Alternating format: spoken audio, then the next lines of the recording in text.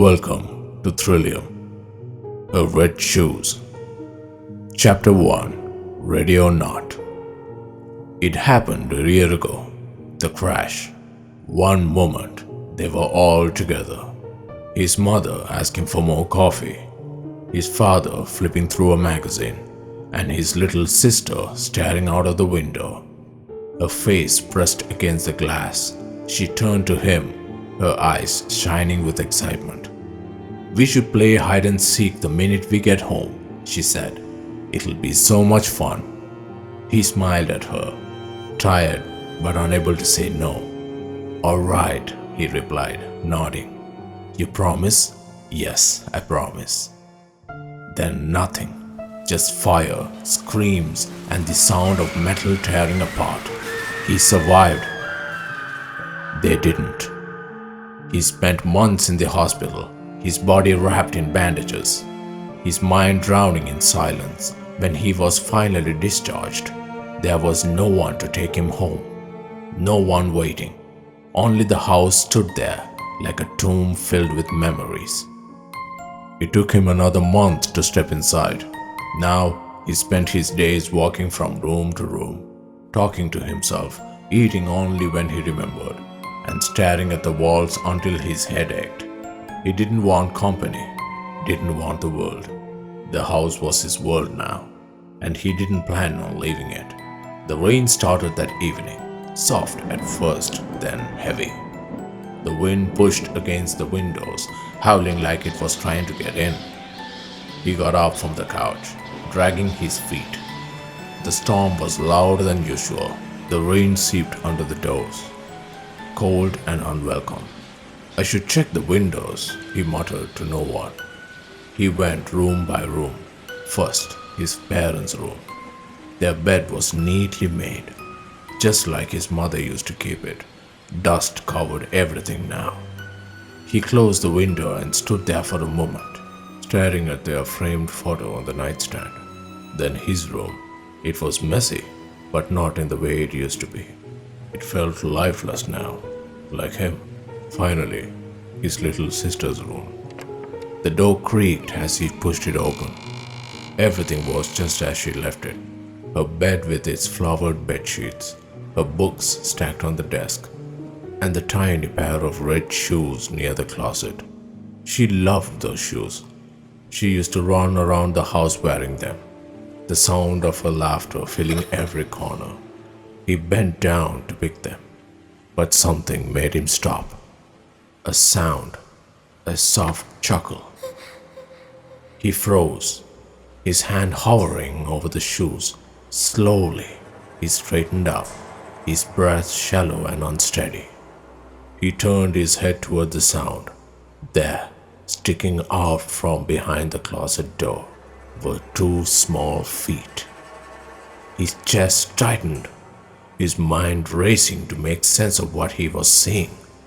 He opened his mouth to speak, but couldn't find the words. And then he heard her voice. "Ready or not, here I come." Chapter 2, The Promise. He stared, his body numb. The rain outside pounded against the windows. The storm, now a dull roar in his ears. His voice, trembling, broke the silence. "Sweetheart?" The feet shifted slightly. He took a hesitant step forward, then another. Slowly, he reached out and pushed the closet door open. There she was, his little sister, crouched behind the door, her tiny hands covering her tear-streaked face. She looked up at him, her big, round eyes shining with sorrow. He dropped to the floor, sitting back on his knees. His hands trembled as he reached out toward her. "Why are you hiding from me, sweetie?" he asked softly, his voice cracking. She sniffled, her little shoulders shaking as she began to weep. I'm really mad at you." His voice wavered. "Mad at me? Why, sweetheart? What did I do?" Tears welled in his eyes. She rubbed at her eyes with her fists, her lip quivering. You promised. Promised? He asked, leaning forward, desperate to understand. Promised what, my love? Come on, tell me. And why are you standing so far away from me? Please, sweetheart. She took a shaky breath, her small frame trembling. You promised to play hide and seek with me after getting home. Why didn't you? Her voice broke, tears rolling down her cheeks. I was waiting for a long time. He lowered his head, his tears falling freely now. Oh, my sweet girl, he whispered, wiping his face. I didn't mean to break my promise.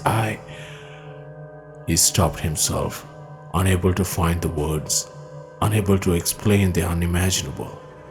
Her small sobs continued as she looked at him, the sadness in her eyes cutting deeper than anything else. And now you found me, she said, her voice trembling, but still, because I was weeping. He forced a small smile through the pain. That's it? Is that what you're upset? He reached out his hand, palm up, inviting her. Come here, sweetie. Let's do it now. Let's play. Her tears slowed as her eyes widened, searching his face for sincerity. Really? She whispered, her lips forming a soft, hopeful smile. Really, he said, nodding, his tears still falling. Now, right now, let's play, my dear. Her face lit up, a smile breaking through the sadness. We can? Now? She asked again, her voice soft yet filled with hope. Yes, yes, he said, nodding fervently.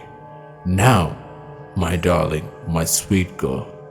She smiled through her tears, her laughter mixing with the sound of the rain outside. Okay, she said softly, stepping closer to him. Let's play. Chapter 3. How are you here? Well, they played hide and seek for hours and hours.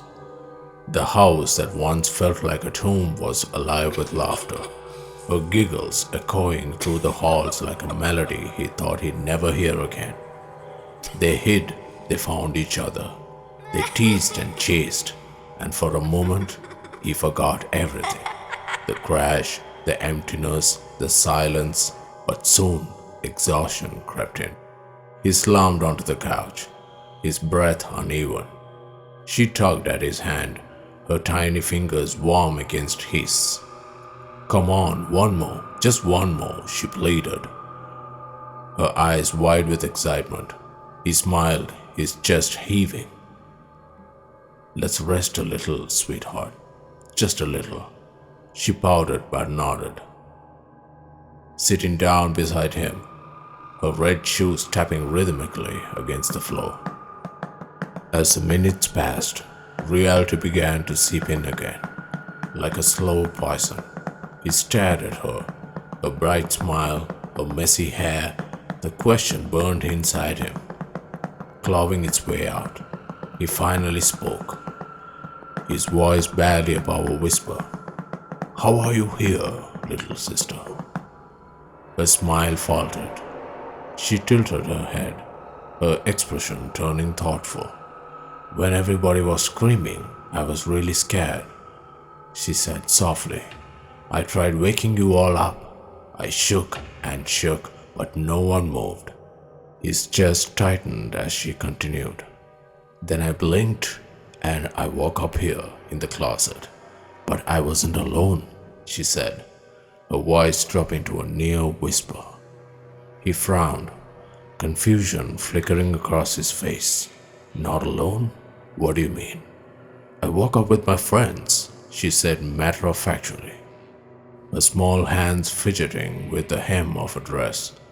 We've been here ever since, waiting until you came. His heart skipped a beat. Wait a minute, dear. Friends? What friends? She grinned innocently. Didn't you notice them in the closet? His eyebrows furrowed. No, sweetheart, I didn't see anyone.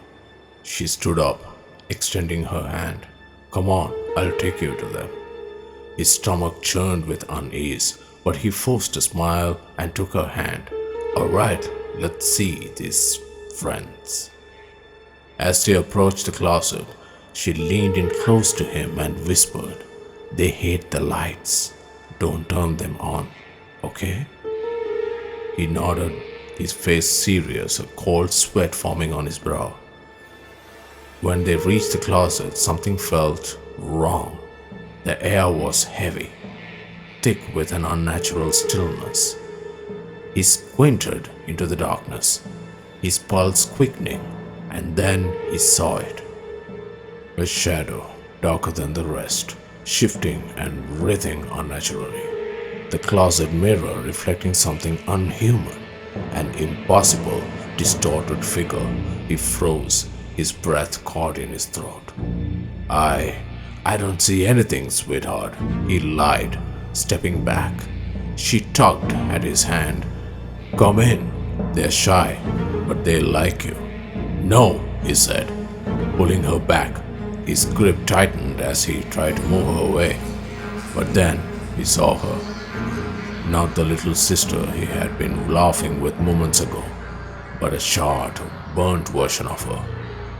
Her skin was ash, her face twisted in a haunting grin, her eyes hollow of bits of black. He stumbled backward, his legs giving out beneath him. You're not her. You're not my sister, he screamed, his voice cracking with terror. The shadows moved closer, surrounding her. Her body began to crumble, ash flicking off her small frame. Her laughter, no longer innocent, was hollow, echoing like a cruel taunt.